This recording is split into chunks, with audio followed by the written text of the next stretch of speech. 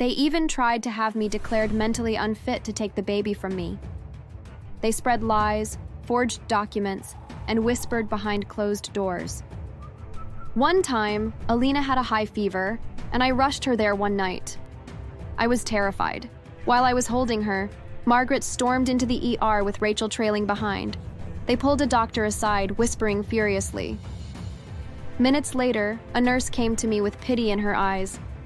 Ma'am, your in-laws are saying you're mentally unstable.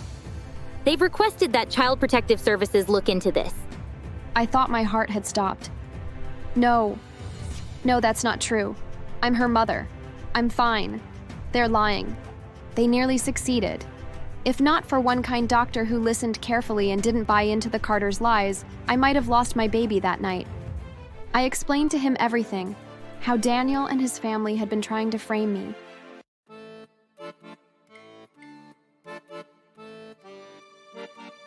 My name is Naomi Carter, and I learned the hard way that love can sometimes be the sharpest knife. I married a white man, Daniel Carter, when I was only 24. He was charming, ambitious, and had a smile that could disarm even the most suspicious heart. I thought love was enough to bridge any difference. Race, class, upbringing. But I was wrong. Love without respect becomes a cage. And Daniel's love was a cage lined with knives. The first time he raised his hand against me was during our honeymoon. I had laughed at something on the television, something silly, and he didn't like that I wasn't paying attention to him. Who are you laughing at? You think that's funny? You think ignoring your husband is funny? Before I could answer, his palm struck my cheek.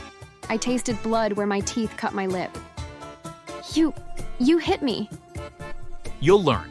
A wife respects her man. I should have run then, but I didn't. I told myself it was a mistake, that he was stressed, that love would smooth it over. I was young, I was naive. His parents, the Carters. From the very beginning, Daniel's family treated me like I didn't belong. His mother, Margaret, had greeted me the first time with that fake smile white women wear when they want to appear polite, but their eyes are dripping with venom. Oh, Daniel, you never told us she was exotic. Exotic. Like I was a strange fruit they'd never tasted, not a woman who loved their son. His sister, Rachel, had been worse. She wouldn't even shake my hand. Wow, guess you're trying something new, huh, Danny? Thought you liked women with class. Even in our own home, Daniel was treated like a king, and I was treated like a servant. He never cooked, never cleaned, never even entered the kitchen while I scrubbed, washed, and prepared meals. Naomi, make sure dinner is ready before I start my game. And don't forget to polish my shoes. Yes, Daniel.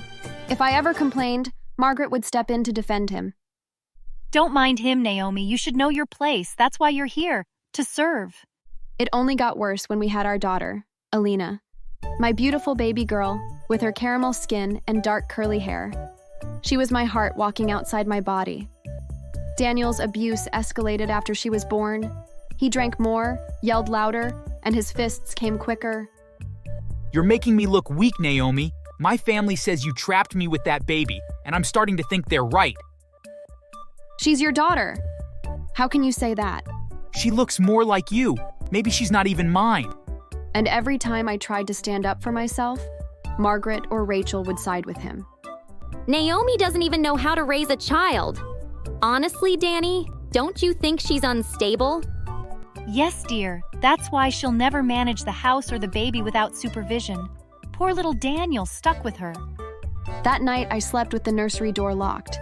Margaret's racism was relentless. She called me slurs to my face and whispered them when she thought I wasn't listening. You people are all the same. You lie, you steal, and you think you deserve everything a white family has. Better watch your back, Naomi. This is Daniel's family. You'll never be more than their servant. Daniel's abuse didn't stop. He would lock me out of rooms, control every dollar, and humiliate me in front of neighbors. He even threw my grandmother's necklace across the room once, shattering it, because I had refused to serve him wine at dinner. Why are you so dramatic? It's just a necklace. You're overreacting as usual. Margaret clapped her hands, pleased. See, Naomi? This is why you can't be trusted. You overreact to everything. Then Daniel died. A drunk driving accident took him from me, leaving his family to plot their next move. I thought death would bring relief, but it only made them bolder. Margaret and Rachel saw his death as an opportunity. They demanded custody of Alina and the inheritance. When I refused, they started trouble. You're not fit to raise her. We'll take Alina. She belongs with her father's family. And as for that money, we deserve it. You're nothing but ashhole. She's my daughter. Over my dead body. That can be arranged. They even tried to have me declared mentally unfit to take the baby from me. They spread lies, forged documents, and whispered behind closed doors. One time, Alina had a high fever, and I rushed her there one night. I was terrified. While I was holding her, Margaret stormed into the ER with Rachel trailing behind. They pulled a doctor aside, whispering furiously. Minutes later, a nurse came to me with pity in her eyes. Ma'am, your in-laws are saying you're mentally unstable. They've requested that Child Protective Services look into this. I thought my heart had stopped.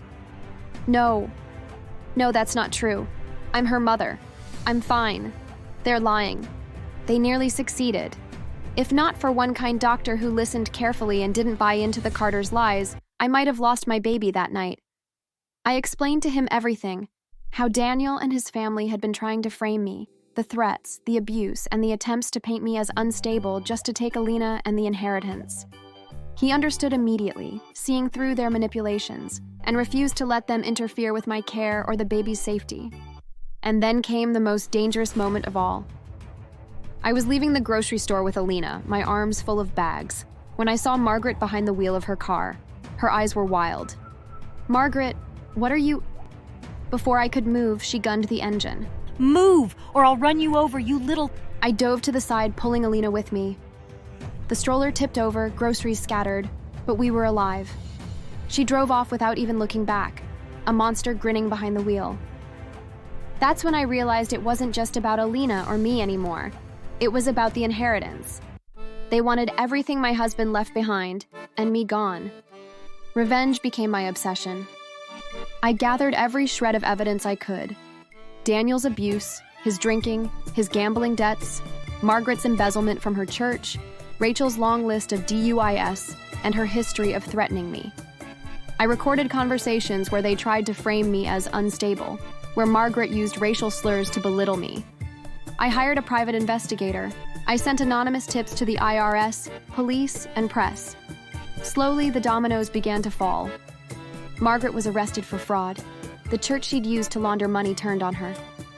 Rachel crashed her car drunk while fleeing from police, breaking both legs.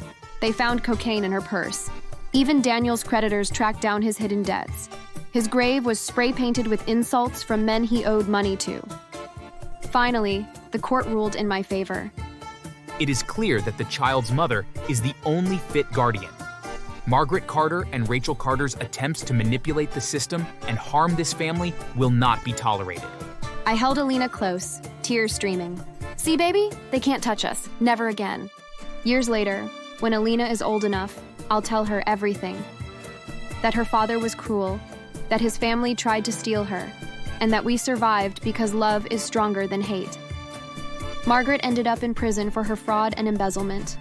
Rachel, after her DUI, drugs, and threatening behavior, also landed behind bars. I never had to lift a finger. The law and their own arrogance did the work. But justice had a poetic way of delivering the final blow. Rachel's first week in prison was a nightmare. She had always mocked me, belittled my appearance, and whispered racial slurs. She had prided herself on being in control, on looking down on everyone around her. Now, the world had flipped. A spinal injury from a previous accident, ironically caused while trying to escape from consequences of her reckless behavior, left her confined to a wheelchair. Look at you, lady. Big shot. And now you can't even stand up straight. What a fall from grace. You thought you could boss people around, huh? Now the floor's your only friend. Rachel tried to bark back, to assert some authority, but the wheelchair made her powerless. No charm, no money, no influence could change the fact that she was completely dependent and humiliated. Margaret, ever the bully, wasn't far behind in suffering. Her first days were spent pacing the cell, sobbing quietly, staring at the bars that confined her. She had once threatened me. called me slurs, and tried to steal my daughter. Now she was powerless. Her social dominance stripped away. This can't be happening. I'm Daniel's mother. I'm supposed to be untouchable. Oh, you are not untouchable. Alina, as an adult, had grown into a sharp, strong woman, determined to never be powerless. She worked in a rehabilitation program inside the prison, helping inmates learn trades, teaching literacy. On the same wing, she often encountered Rachel in her wheelchair.